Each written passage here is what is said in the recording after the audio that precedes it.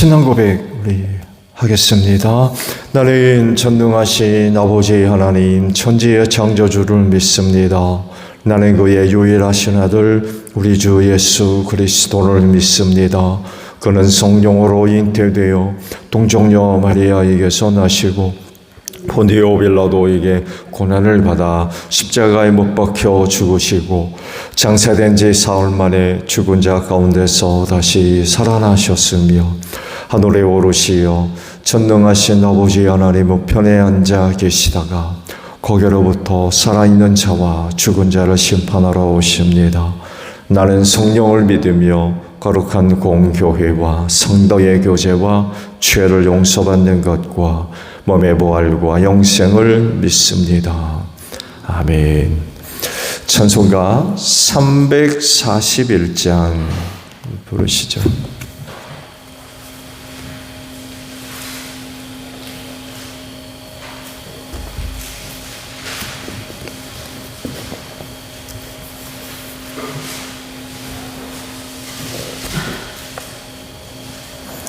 (341장입니다)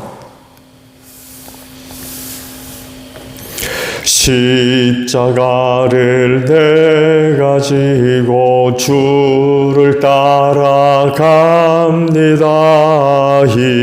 이제부터 예수로만 나의 법에 삼겠네. 세상에서 부귀영화 모두 잃어버려도 주의 평안 내가 받고 영생 복을 받겠네. 주도 곤욕 당했으니 나도 곤욕 당하리.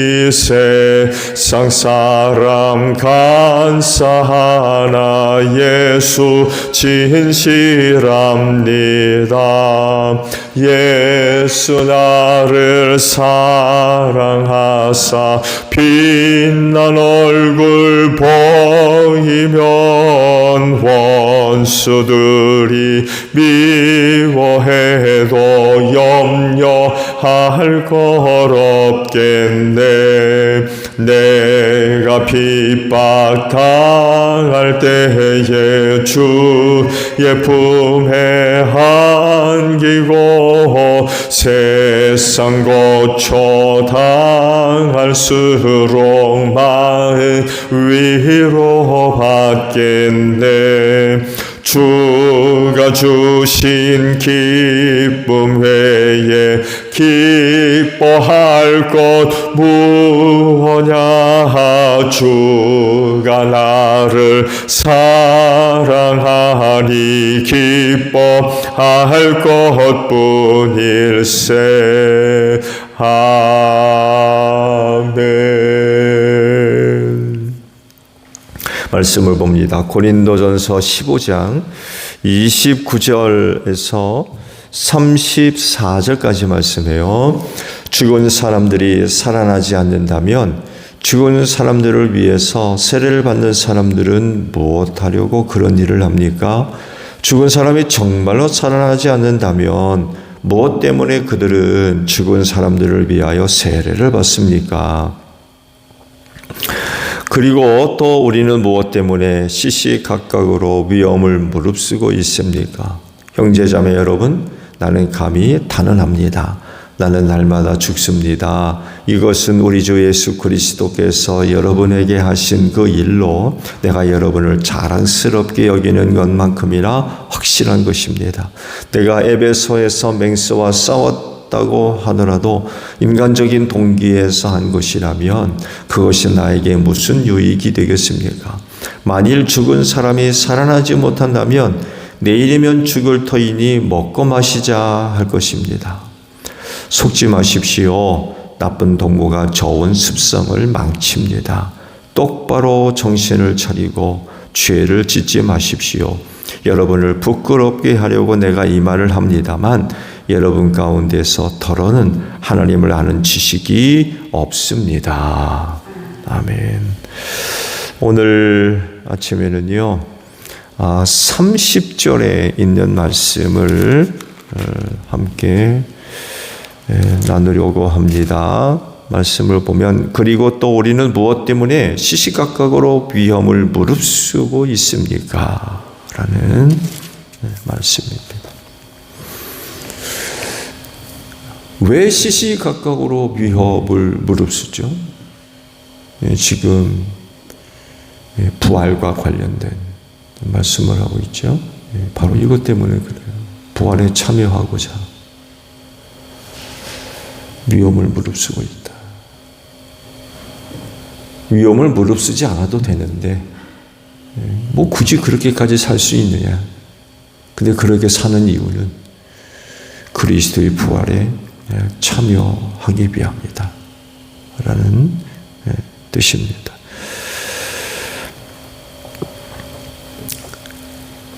그건 이렇게도 설명이 될 수 있을까요? 더 귀한 것을 얻기 위해서 위험을 무릅쓰는, 보잘것없는 것을 위해서는 위험을 무릅쓰지는 않을 거예요. 그죠? 정말 귀하다고 생각하는 게 있으니까 위험을 무릅쓰죠. 그거 얻으려고. 그만한 가치가 있기 때문에 기꺼이 위험을 무릎을 쓰는 거게 되겠죠. 종종 방송 매체를 통해서 사람의 삶에 관한 여러 가지 이야기들을 다루는 것들을 아마 접할 수 있으실 겁니다. 뜻깊게 봤던 것 중에 하나가 요리를 위해서 제비집을 이제 채취하는 사람들의 그 이야기, 삶의 이야기를 하는 것을 본 적이 있습니다. 아시죠? 제비가 집 지은 것을 취에다가 요리에다 쓰는 그 이름이 뭔지 모르겠네요.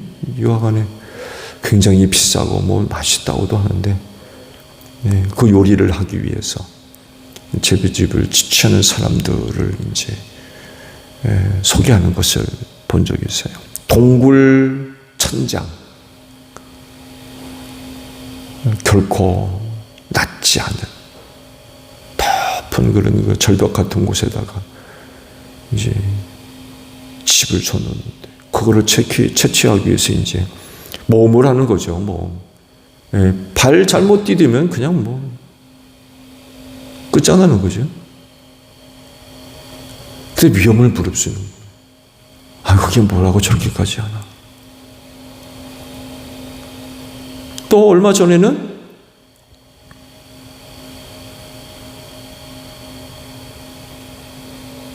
열대 그 과일에서 그 달콤한 그 즙을 거두어들이는 야자나무 가지를 잘라가지고 거기에 수액을 거두는 그런 것들도 잠깐 봤어요. 야자나무가 크잖아요. 이 나무에서 저 나무로 줄을 연결해 놓고 거기를 타고 다니면서 야자수 액을 채취하는 사람들의 모습. 보기만 해도 그냥 아찔아찔 높은 매출 하나 의지하고 왔다 갔다 다니는, 그게 뭐라고 저렇게까지 위험을 감수하고 저렇게 사나. 그런 생각을 해보기도 했어요. 그게 뭐라고. 그야말로 그거 거두기 위해서 결국 이제 돈벌이죠. 돈벌이. 식구들 먹여 살리기 위해서 이제 그렇게 하는 건데, 전 보는 사람 심장이 쫄깃쫄깃할 정도로 위험을 감수하면서까지 그런 것들을 채취하고 거두러 다니는 그런 사람들의 그 삶의 이야기들을 한번 좀 본 적이 있습니다.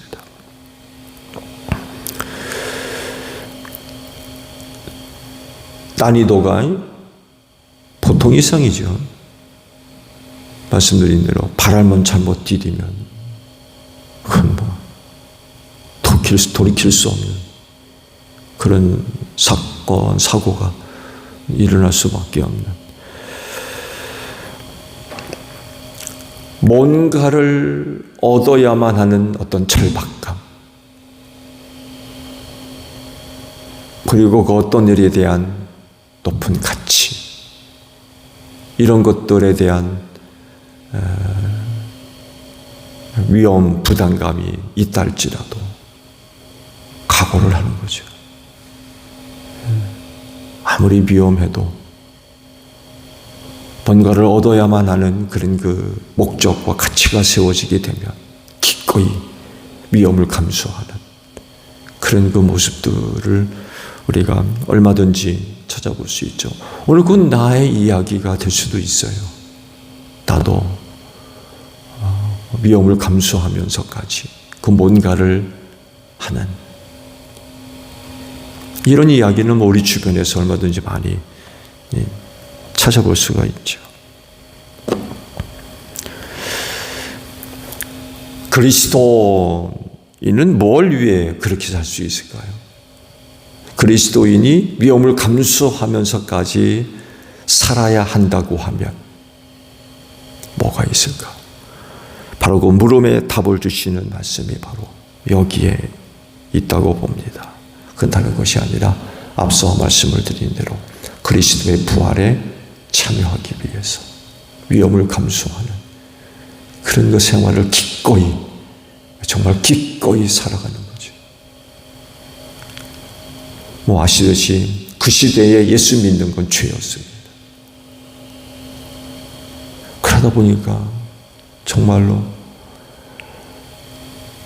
광야를 유리하는 사람들과 같이 비참하게 살 수밖에 없고 카타콤이라고 하는 지하 묘소 속으로 숨어 들어가서 살 수밖에 없는 그런 그 비참한 삶의 모습들,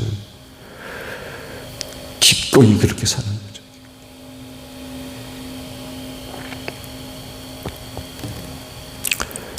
부활을 얻고 그 부활에 참여하기 위해서 여러 가지 어려운 일들을 감내하는 거죠. 기꺼이 감내하는. 물론 다른 사람들은 아니었을 거예요. 그런 어려움이 있을 때 더 이상 못 버티겠다. 더 이상. 그래서 포기하는 사람들도 많이 있었겠죠. 그렇지만 그들 중 어떤 사람들은 그런 그 삶의 어려운 일들을 기꺼이 감내해내는. 심지어는 뭐 그랬다고 그러잖아요. 나 예수 믿는 사람이라고. 순교하는 그런 사람. 그런 사람들이 실제로 있었던 그 그리스도의 부활에 참여하려고.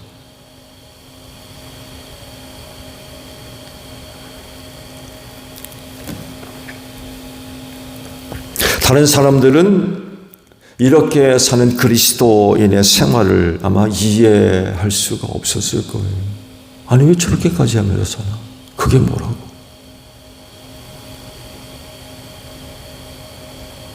이해할 수 없는 모습.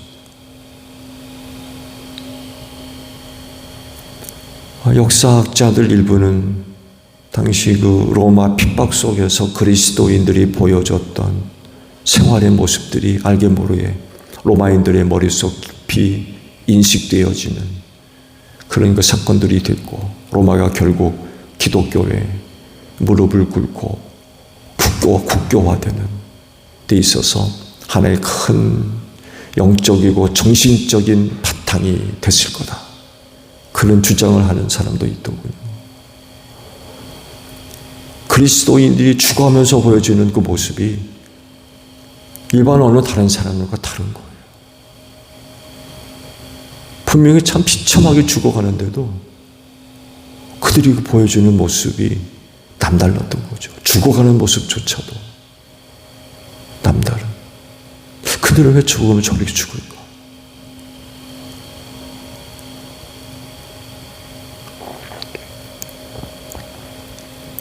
그래서 어떤 사람들의 보여지는 그 모습들 참 바보스럽고 미련하다. 이렇게도 보일 수 있지만 그럼에도 불구하고 부활을 믿는 그리스도인들에게는 능히 그렇게 할 수 있었던 거예요. 그만한 가치가 있기 때문에 사실 부활을 우리가 생각한다면 이보다 가치 있는 게 어디 있겠습니까? 그렇지 않나요?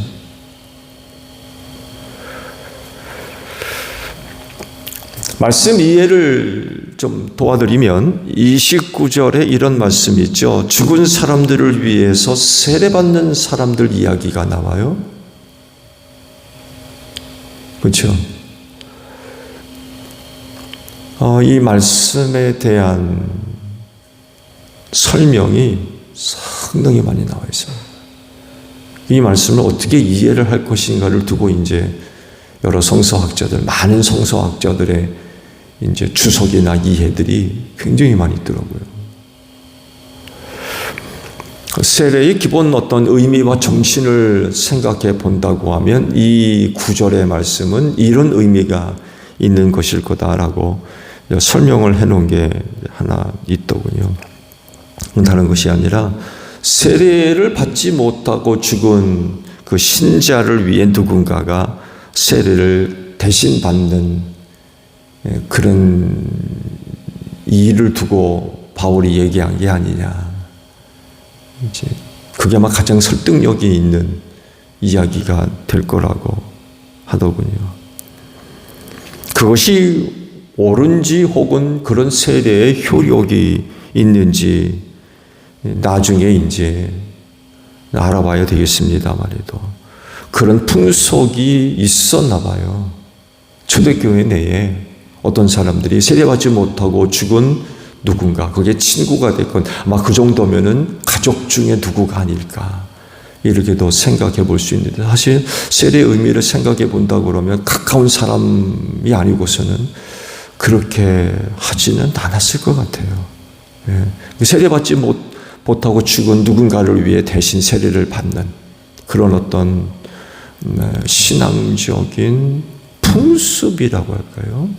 그런 게 있었던 것 같아요. 근데 사도 바울이 이런 그 풍속을 소개하는 이유는 결국 이거예요. 부활에 대한 간절한 그런 그 소망을 갖고 있다는 것을 이야기해 주고 싶어서 그런 그 이야기를 가져다가 기록한 것이 아니냐 이렇게 봐야 될 것 같아요. 말씀을 드린 대로 그렇게 받은 세례의 효력이 있는지 없는지 하나님의 나라에 가서 이제 확인을 해야 되겠습니다만에도 여하간 세례의 기본적인 의미를 생각해 본다 하면 대리 세례는 사실 합당치가 않죠. 그럼에도 불구하고 사도 바울이 그런 이야기를 하는 것을 보게 되면 그 부활에 대한 바람, 간절한 어떤 바람, 이런 것들을 소개하려 하는 그런 그 목적이 있었던 것 같아요. 근데요, 실제로요, 이단 가운데에도 그런 사람들이 있었습니다. 대리세례. 이단들 중에서도 대리세례를 주는 이단들이 있습니다. 케린투스파가 있었고요. 또 말시온이라고 하는 이단들이 대리세례를 주장하는 그런 이단들이기도 했습니다. 그렇지만 말씀을 드린 대로 대리세례는 세례 기본 정신과는 맞지 않는 것은 사실인 것 같아요. 그럼에도 불구하고 사도 바울이 그런 것들을 기록한 것 이유는 그 부활에 대한 간절한 소망을 이야기하고 싶어서 아마 그런 이야기를 한 것이 아닌가 지금 이렇게들 보고 있습니다. 34절에요. 이런 그 말씀이 있죠. 여러분 가운데 더러는 하나님을 아는 지식이 없습니다. 이런 이야기를 하세요. 여러분 가운데 더러는 하나님을 아는 지식이 없습니다. 그래서 하나님을 아는 지식이 없다 보니까 부활에 관해서도 이상한 얘기를 하는 거예요. 결국 고린도 교회 내에 있던 이 부활 문제, 부활을 부인하는 그런 그 소란스러운 그런 혼란스러운 일을 일으켰던 주범이 누구예요? 하나님을 아는 지식이 없는 사람들이었던 거예요. 이들에 의해서 부활이 어디 있어? 그런 게 어디 있어? 이제 그런 거죠. 하나님을 아는 지식이 있다고 하면 죽은 자를 살리는 일쯤이야. 뭐 하나님한테 일이 되겠습니까? 그렇지 않나요? 없는 것도 있게 하시는 분이 하나님이신데, 근데 인간은 못하잖아요.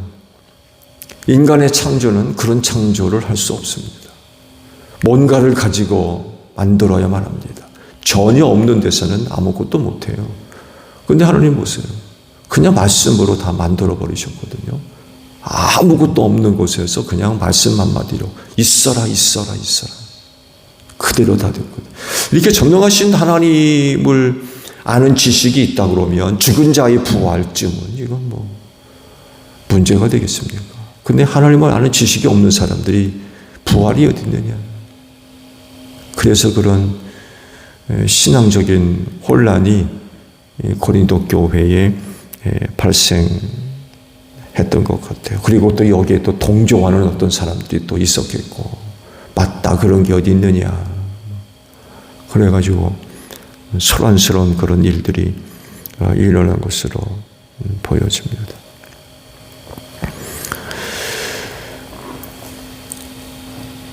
주님이 그러시죠. 어제 주일에도 잠깐 말씀을 드렸습니다만, 너희는 좁은 길로 가라. 좁은 문으로 들어가라. 그러세요. 그 길은 협착해서 찾는 사람들이 적지만 너희는 좁은 문으로 들어가야 된다. 그런 말씀을 하세요. 우리는 왜 그렇게 살아야 되죠? 넓은 길 두고. 길이 넓어서 찾는 사람이 많대요. 편하니까. 살기 편하니까. 하고 싶은 거 다 할 수 있고 뭐. 그러다 보니까 많은 사람들이 넓은 길로 다닌다는 거예요. 근데 주님은 좁은 길로 다녀라. 좁은 문으로 들어가야 된다.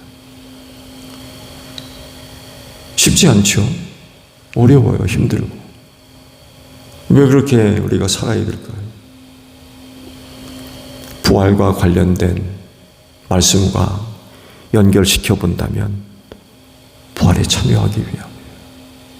그리스도의 부활에 참여하기 위해서 기꺼이 남들이 가지 않는 좁은 길, 좁은 문, 어려움을 감내하면서 기꺼이 그 길을 가는 사람들, 이들이 바로 그리스도인이 아닌가 생각합니다. 모든 시험, 모든 환난, 역경, 고난, 핍박, 배고픔, 병든, 헐벗음, 매맞음, 옥에 갇힘, 그리스도를 믿음으로 말미암아 겪을 수밖에 없었던 수많은 고난들. 그럼에도 불구하고 기꺼이 그런 일들을 감내하는 이유는 그리스도의 부활에 참여하기 위함입니다. 왜? 너무 가치 있기 때문에. 부활에 참여한다는 게 너무나 값진 일입니다. 이걸 생각하면 오늘의 고난 기꺼이 감내할 수 있다는 거죠. 사람들은 왜 저렇게 사나 하지만 그렇지가 않다는 거예요. 그래서 이 부활에 참여하기 위해서 누구는 목숨까지 내놨습니다. 목숨. 다른 경우라면 안 죽어도 되는데 기꺼이 죽는 거예요. 부활에 참여하기 위해서.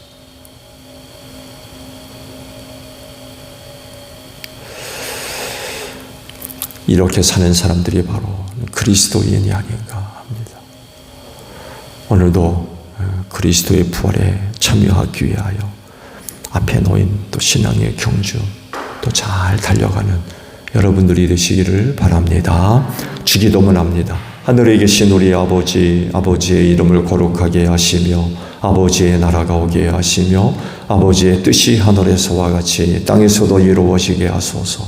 오늘 우리에게 일용할 양식을 주시고 우리가 우리에게 잘못한 사람을 용서하여 준 것 같이 우리 죄를 용서하여 주시고 우리를 시험에 빠지지 않게 하시고 악에서 구하소서. 나라와 권능과 영광이 영원히 아버지의 것입니다.